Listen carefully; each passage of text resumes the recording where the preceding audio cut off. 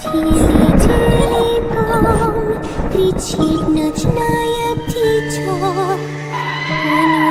Он побрался в том, тем, кого не встречал.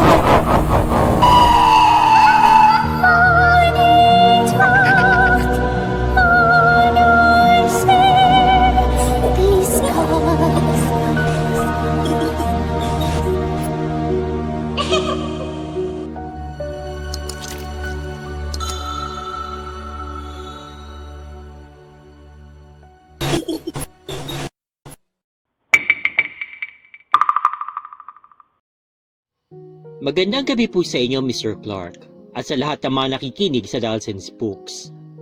Ako po ulit ito, si Ashley, ang inyong sender na mula sa Parallel World. Kung hindi niyo pa po napapakinggan ang unang kwento na pinadala ko, i-click nyo na lamang po yung previous video na may pamagat na Binibining Parallel Universe. Bago ko simulan ang aking kwento, ipapaalala ko lamang po muli sa inyo na ang lahat ng mga lugar at pangyayari na aking babanggitin ay naganap lamang dito sa aming mundo. Let's begin. I was born in April of 1995 sa bayan ng Doña Remedios Trinidad, isang tagong bayan sa probinsya ng Bulacan. Sagana ito sa kalikasan dahil sa maraming mga ilog, batis, borol at bundok na makikita dito. Lahat ng pamilya na nanirahan dito sa aming bayan ay mula sa lahi ng mga Lakan o yung mga descendants ng mga sinaunang diwata. Taong 1950, nung magkasundo ang mga namumuno sa buong lahi ng Lakan na iparehistro ang aming lahi bilang isang tribo. Dahil dito, ang mga bayan kung saan naitayo ang komunidad ng mga Lakan ay naging pag-aari na ng aming lahi. Isa rin ang aming lahi sa mga nagsulong na palitan ng pangalan ng Pilipinas at gawing Republika ng Maharlika na nangyari naman noong 1961. Bawat probinsya sa Central at North Luzon ay meron tigi-isang bayan na ang mga naninirahan lamang ay mula sa lahi ng mga Lakan, maliban lang sa Batanes. Sa South Luzon naman, meron lang mga baryo o villages na mga Lakan na nagtayo. Meron din naman mga Lakan na naninirahan sa mga isla ng Visayas at Mindanao, pero majority talaga ng aming lahi ay nasa Luzon. Kinagamit pa rin namin ang mga titulong datu at ibinibigay ito sa mga miyembro ng konseho o Lakan Council. Ang konseho ay may 10 miyembro na namumuno sa komunidad ng mga Lakan sa buong bansa. Bukod kasi sa gobyerno ng Maharlika, kaming mga Lakan ay meron din mga sariling pamahalaan na sinusunod, na tinatawag na Lakan Sorcerer Society. Although originally, mas mataas ang titulong Lakan kaysa sa datu, sa modernong panahon kasi namin ngayon, ang salitang Lakan ay pangalan na ng aming buong lahi, o tribo, at hindi na isang titulo lamang. Dahil nga kami mga Lakan ay descendants sa mga sinaunang diwata, nagtataglay kami ng mga pambihirang abilidad. Pagtungtong namin sa edad na 13, nagigising na ang aming mga dugong diwata. Nagpapakita na kami ng mga kakayahan, kagaya ng telekinesis at pagmamanipula ng mga elemento ng kalikasan, kagaya ng lupa, hangin, tubig at apoy. Kapag lumabas ng mga abilidad na ito, maaari na kami magsimulang mag-aral ng mahika. Pagtungtong naman namin sa edad na 18, ang aming pisikal na lakas ay nagiging katumbas ng 3 tao. Kailangan din namin matuto ng mga paraan ng pakikipaglaban upang madepensahan naman namin ang aming mga sarili laban sa mga masasamang nilalang kagaya ng mga aswang at mga dark sorcerers. Dahil dyan, itinatag ng mga ninuno namin ang mga paaralan na kung tawagin namin ay Magic Academy. Dito kami nag-aaral at nagsasanay ng mga mahika at iba pang paraan ng pakikipaglaban. Usually, ang pagpasok sa akademya ay nagsisimula sa edad na 12 o 13 gulang. Ito yung edad na handa ng isang batang Lakan na matuto ng mahika. Every summer vacation ang pagpasok namin sa akademya. Nagsisimula ito sa ikalawang linggo ng Marso hanggang sa katapusan ng Mayo. Dahil pagdating ng ikalawang linggo ng Hunyo, kailangan na namin bumalik sa regular na paaralan hanggang sa katapusan ng Pebrero. Dito kasi sa mundo namin, 9 na buwan ang pasok sa school at 3 buwan naman ang summer vacation. Ang pag-aaral naman namin sa Magic Academy ay tumatagal ng 24 months. Kung nag-umpisa kami sa edad na 13 years old, most probably, matatapos kami sa edad na 20. Sa panahon na yan, sapat na ang aming kaalaman upang may pagtanggol ang aming mga sarili laban sa kampon ng dilim. Tanda ko pa nung unang magising ang aking abilidad. Natabi kasi ng alaga namin pusa yung flower vase na nakapatong sa isang maliit na table sa sala ng bahay namin.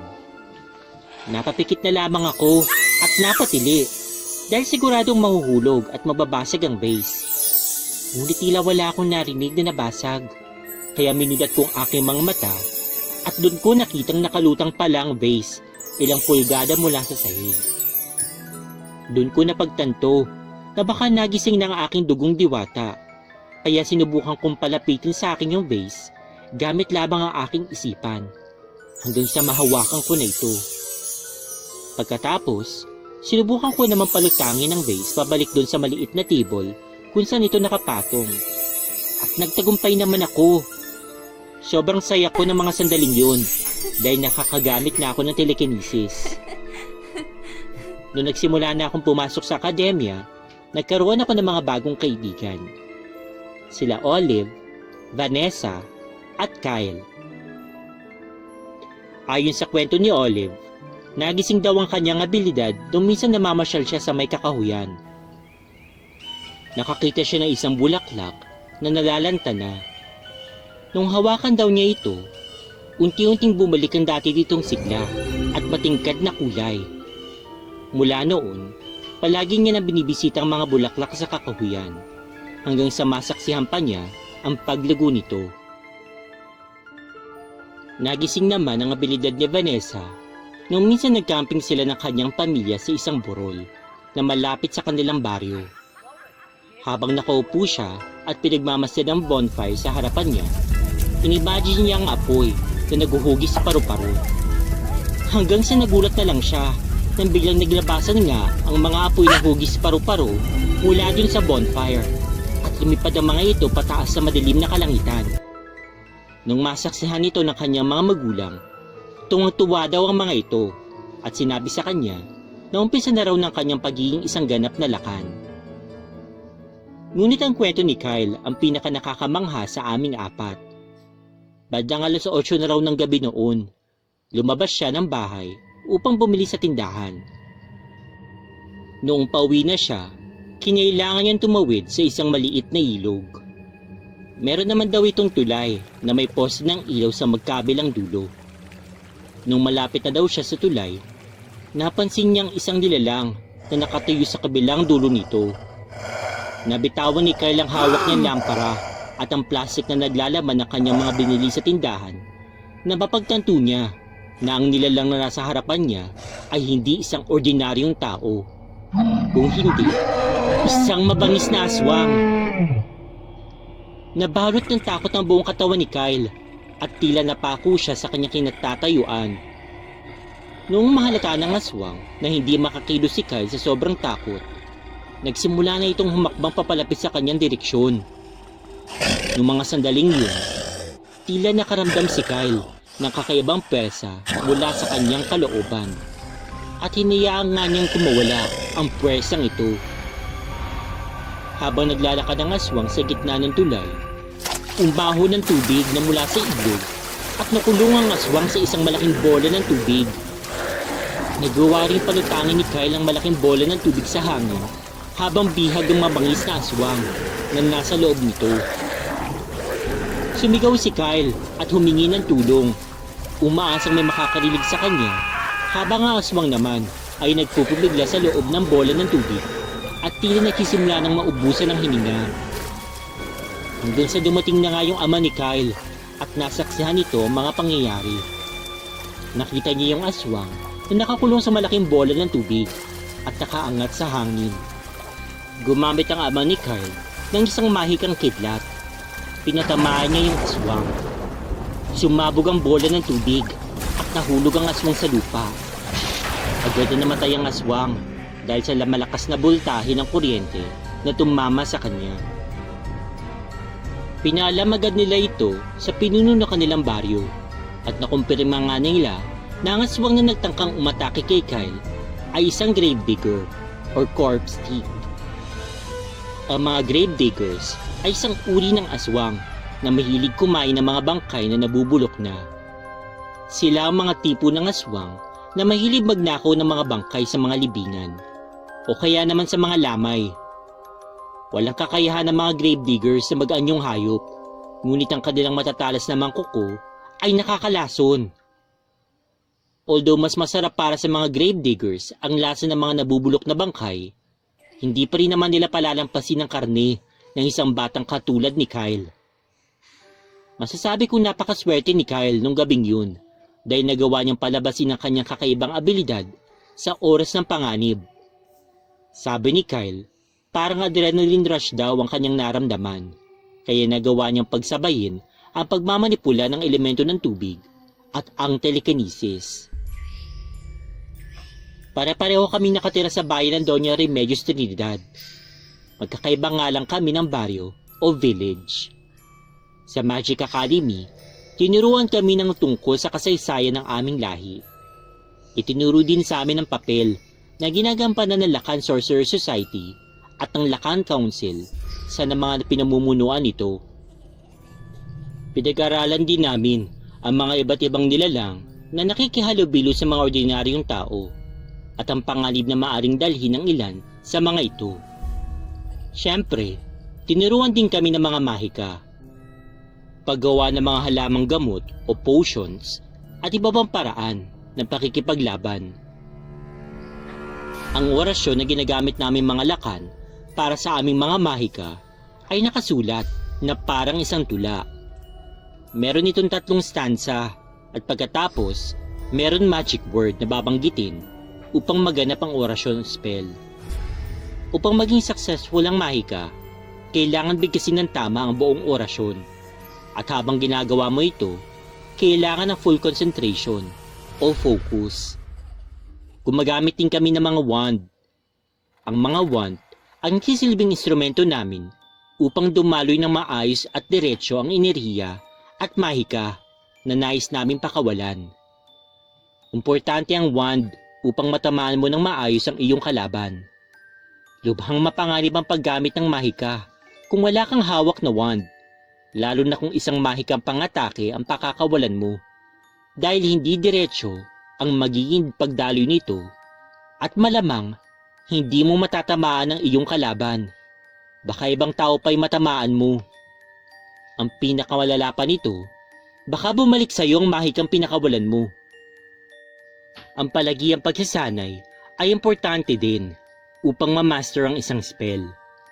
Kapag nagawa na namin ito, maaari na namin hindi banggitin ang 3 stanza ng orasyon at tanging ang huling magic word na lamang ang kailangan namin bigkasin upang may sagawa ng isang mahika. Kung minsan, meron mga lakan na above average ng kakayahan na sa katagalan ng pagsasanay at pagiging bihasa sa mahika, nagagawa na nila mag-perform ng isang spell kahit hindi na nila bigkasin ang magic word. Tanging kami lang mga lakan ang nakakagamit ng mga orasyon na isinulat ng aming mga pinuno. Hindi ito gagana kahit mga babaylan o mga mangkukulang pang bibigkas na mga orasyon na ito. Ang mga wand na ginagamit namin ay gawa sa mga punong kahoy na 100 taon na ang tanda o higit pa, dahil ito lamang ang may kakayahan na i-contain ang mahika na dadaloy dito. Meron kami mga wand makers na gumagawa talaga nito. Ang karaniwang wand ay may haba ng 12 to 13 inches. Pwedeng simple lang ang pagkakagawa o kaya naman meron mga disenyo at inuukit din dito ng wand maker ang pangalan ng taong nagmamay-ari nito. Ang wand na ginawa mula sa punong kahoy na may edad na mas mababa sa 100 taon ay siguradong masisira lang agad matapos gamitin ng ilang beses. Ang isang lakan ay may pahintulot lamang na bumili ng kanyang sariling wand pagtungtong niya sa edad na 17 years old. For the meantime, ang akademya muna ang magpapahiram sa mga batang lakan ng mga wand para sa kanilang pag-aaral at pagsasanay. Tinuruan din kami gumamit ng mga pana, sibat, itak o bolo na mga orihinal na sandata ng mga sinaunang lakan bago sila natutong gumamit ng mga mahika. Naging matalik kami magkaibigan nila Olive, Vanessa at Kyle hanggang sa makatapos kami sa Magic Academy ng Doña Remedios at naging mga ganap na sorcerer ng Lakan tribe. Si Olive ay naging isang botanist dahil nahilig siya sa paggawa ng mga halamang gamot. Gusto pa niyang mapaunlad ang kanyang kaalaman sa mga halaman at makadiskubre pa ng mga bagong gamot. Si Vanessa naman ay naging isang interior designer at freelance model. Kami naman ni Kyle ay sabay na pumasok sa military. 2 taong kami sumabak sa military training ng Maharlikan Army upang maging handa sa pakikipaglaban at pagtatanggol sa mga sibilyan. Nang matapos kami ni Kyle sa 2 taong basic at advanced military training namin, napunta na kami sa ilalim ng National Defense Army Mage Division. Ang lahat ng mga sundalo na napupunta sa Army Mage Division ay puro mga lakan na katulad namin ni Kyle. Doon nga ay sumabak muli kami sa 1 pang taon ng special training. Samantala, ang iba naman naming mga naging kaklase sa military school ay napunta naman sa regular army, sa Navy, Air Force at Elite Tribal Warriors, kung saan magkakaroon din sila ng additional training for 1 year. Ang Army Mage Division ang sangay ng Maharlikan Military na pinamumunuan din ng Lakan Council. Kami ang lumalaban sa mga kampo ng dilim na nagigibanta sa kaligtasan ng mga ordinaryong mamamayan. Katulong din namin ang Elite Tribal Warriors sa paglaban ng mga kampo ng dilim. Ang Elite Tribal Warriors ay mga sundalo na nagmula sa iba't ibang klaseng mga tribo ng Maharlika na may karanasan sa pakikipaglaban sa mga aswang. Mga ordinaryong tao lamang sila, ngunit bihasa sa paggamit ng iba't ibang klaseng mga sandata. Tanging ang presidente, vice-presidente at mga general ng National Defense lamang ang nakakaalam sa tunay naming misyon. Ang Army Mage Division at Elite Tribal Warriors ay nakatago sa pangalang Special Forces. Mas madali kasing sabihin sa mga sibilyan at iba pang namin mga kapwa sundalo na kami ay miyembro ng Special Forces. Meron din kasing Special Forces sa mga regular army, pati ang Navy, kaya iisipin nila na mga ordinaryong sundalo lamang kami. Kahit nga sa camouflage uniform namin, Special Forces din na nakaburda. Pero may kanya-kanya naman kaming mga logo. May mga pagkakataon na ginagawa rin naman namin ang mga misyon na kagaya ng isang ordinaryong sundalo, kaya nga kami nag-training sa military school ng Maharlikan Army. Sa Maynila ang headquarters ng Army Mage Division at doon ang opisina namin ni Kyle kung saan kami nag-report. Dito sa mundo namin, ang Metro Manila na pa rin ang kapitolyo ng buong bansa at sentro ng ekonomiya. Ito ang pinakamodernong syudad sa buong Maharlika. Punong-puno ito ng mga office buildings, mga business districts, condominiums, hotels, malls, apartments, at magagandang villages. Meron din naman mga public parks na nagsisilbing oasis sa gitna ng mga nagtataasang gusali ng Maynila. Wala dito mga squatters area o yung mga barong-barong na tinatawag. Wala kayong makikita ng mga pulubi na natutulog sa mga tabing kalsada o sa ilalim ng tulay. Ang maaari lamang manatili dito sa Maynila ay yung mga lehitimong taga rito na may sariling bahay, may mga sariling condominium, mga umuupa sa mga apartment at boarding house. Pinapanatili ng gobyerno ang Maharlika na magandang imahe ng Maynila, kaya bawal na bawal dito ang pagtatayo ng mga squatters area. Ang mga dayuhan naman na naninirahan sa Maynila dahil sa kanilang mga negosyo ay maaari lamang tumira sa mga distrito na tinakda para sa kanila. Halimbawa, kung isa kang Hapon, maaari ka lamang tumira sa Asian District. At kung isa ka namang Italyano, dun ka sa Western District. Mga dayuhan lamang na magtatayo ng malalaking negosyo ang maaaring manirahan dito. Hindi sila pwedeng tumira sa mga villages na tinitirahan ng mga maharlika. Sa madaling salita, mga kapwa nila dayuhan lang ang pwede nilang maging kapitbahay. Ang sinumang maharlika na walang maayos na tinitirahan sa syudad ay hinahatid ng mga tauhan ng gobyerno pabalik sa kanilang mga probinsya. Kung isa ka naman pulubi at wala ka na talagang tahanan na mauuwian, dadalhin ka ng gobyerno sa mga probinsya kung saan sila nagtayo ng mga villages para sa mga pulubi at mga bagong laya sa kulungan na talagang wala ng pamilyang babalikan. Doon, bibigyan sila ng disenteng bahay na matitirahan at trabaho na pagkakakitaan. Ginagawa ng gobyerno ng maharlika ang lahat ng kanilang makakaya upang mabigyan ng maayos na tahanan, malinis na kapaligiran at disenteng trabaho ang mga mamamayan ng bansang ito. Sa aming bayan ng Doña Remedios, syempre, wala ditong matataas na skyscrapers dahil puro mga bukid, batis, kakahuyan at bundukan nandito. Simple lang ang mga tahanan sa bawat baryo at may kanya-kanyang mga bakuran. Walang polusyon at preskong hangin. Ang pinakamodernong lugar lang dito ay sa sentro ng bayan o dun sa poblasyon kung tawagin namin. May mga gusali doon pero hanggang ikatlong palapag lang ang pinakamataas. Ang pinaka-interesting sa sentro ng bayan namin ay ang disenyo ng mga gusali dito na pang 1980s ang style. Meron mga diners, bars, ice cream at pizza parlors, bowling center, cinema at arcades.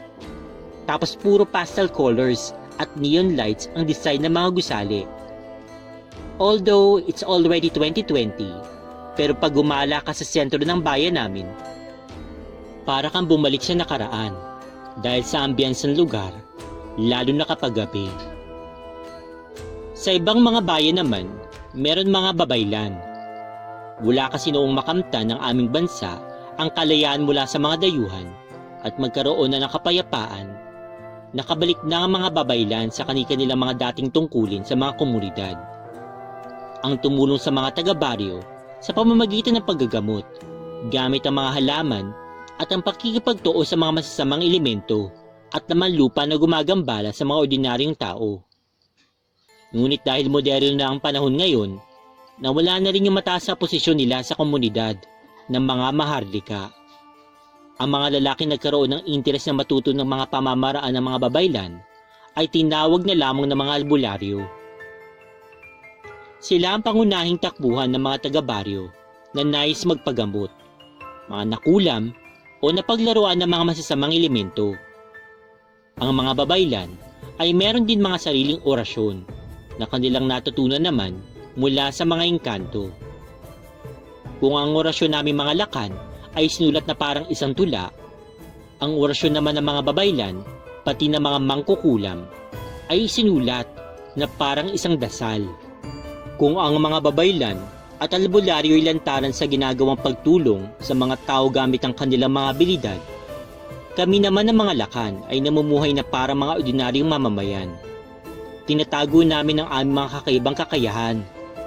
May kanya-kanya kami mga propesyon, o kaya naman, kami ay nagdinegosyo. Marami kasing consequences kapag nalantad ang tunay namin pagkatao sa publiko, kagaya na lamang ng discrimination, persecution, at false accusations.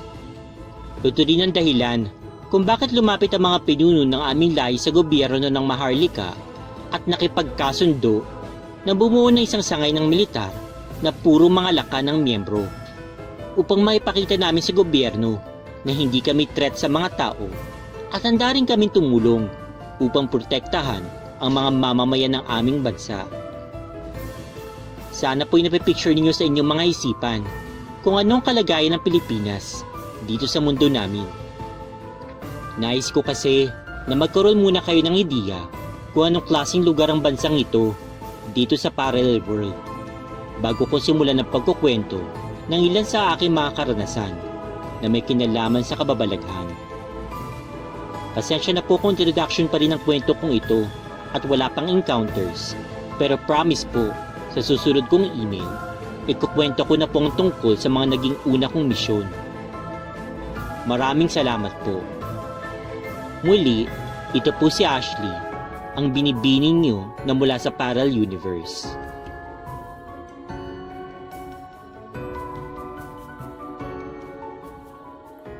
Hello Spooky Dolls, good evening.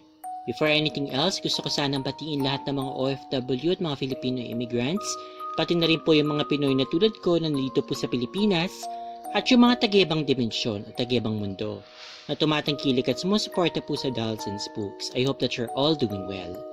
Okay, so ito na nga po yung pangalawang story po o yung pong pangalawang introduction na pinadala nga po ni Ashley, okay, na ating nga pong binibini na mula po sa Parallel Universe.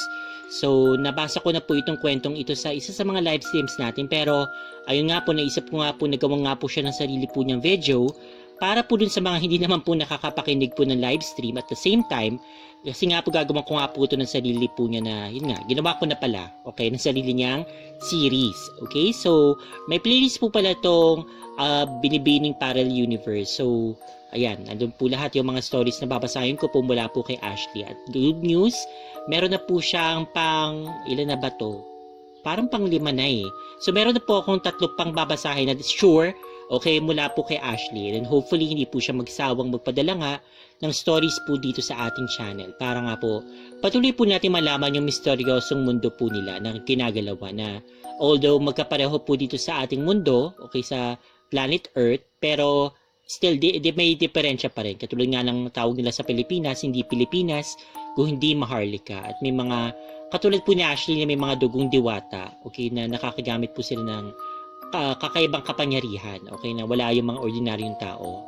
Okay, pero bago natin ipagpatuloy yung pag-discuss nga po ng kwento ni Ashley, gusto ko po munang batiin po syempre si Shahani St. Thomas, si Burns A., Savannah Marsan, si Django 123, at Sweet Lady Centeno na mga members po natin dito sa ating channel. So thank you po talaga sa inyo sa patuloy niyo pong pagsuporta dito sa channel natin. At wag po sana kayong magkasawang sumuporta po dito sa ating channel.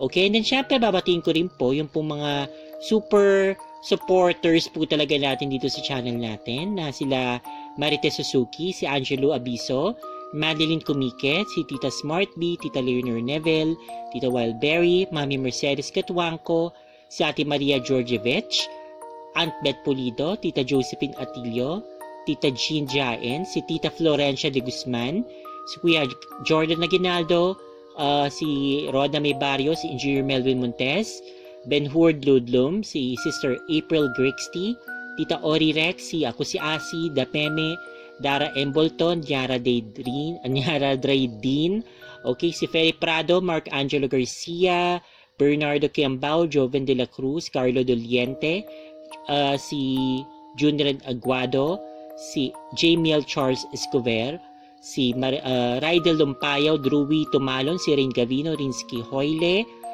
si Eric Rabosa, si James Allen Tadea, Timothy James, si Crazy Pal TV, si Newt Isaac, Carmelita Pasqua, at saka si Nestor Jake Cundino. Okay, so maraming salamat sa inyong lahat. Okay, so hindi ko na po kayo mapapanggit lahat-lahat kasi sobrang dami niyo po talaga. Pero I really appreciate all of you sa pagpatuloy niyo po na pagsuporta pa dito sa channel po natin. So maraming salamat po talaga sa inyo. Okay. So, yun. Again, gusto ko po magpasalamat kay Ashley at sa akin niya po napiling ipadala yung kanyang mga magagandang kwento. So, ganito po. Okay, baliban po pala dito sa na-discuss na po natin dito sa ating pong story, okay, may mga tinanong po akong karagdagan dito kay Ashley. So, yung mayroon po kasi akong katatanong-tanong ko lang as in literally a few minutes ago. Okay, hindi ko pa po nakuha pala yung sagot tungkol doon kasi since katatanong ko nga lang. Pero just in case you're wondering the same as me, kung may mga katulad bang mga silang mga taga-ibang bansa naman, kasi sila bansang Maharlika na Pilipinas nga sa atin. Okay, so meron po silang mga kapangyarihan kasi mga may dugong diwata nga sila.